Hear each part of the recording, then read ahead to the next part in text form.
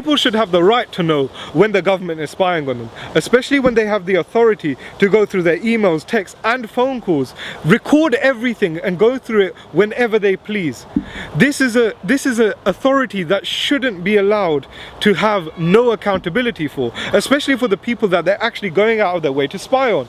When they are deemed a menace to society by people who may have their own bias, their own agenda, this is very damaging for the community that they're doing it to.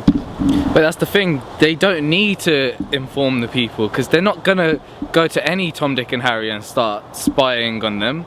It's people who they deem are menaces to society. For example, terrorism.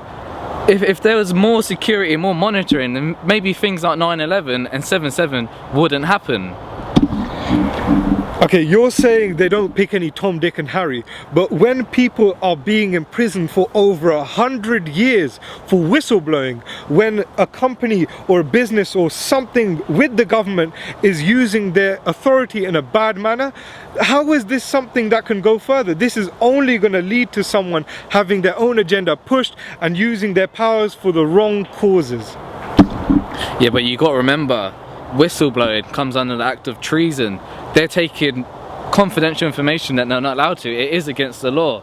We don't, okay, fair enough, I hear what you're saying, that it kind of goes the whole point of democracy, but it's a law and we're not in a fairy tale world, so he has to live with the consequences of his actions. Okay, so you're supporting this because of the fear of terrorism. Now this word terrorism has been something so damaging from my perspective to people, as terrorism is something that wants to take away your freedom, and they don't like that you have freedom. When your own government are doing everything in their power to make sure you don't have freedom, and the people who were legitimately put there so that the government weren't allowed to do this to their people without their consent has been taken away. 1989 is when the Protection Act for whistleblowers was in place, and now 10 years past that, they're deeming this just an act against the government. How can this be something that is for the greater good or for the people? It is going against all the constitutions.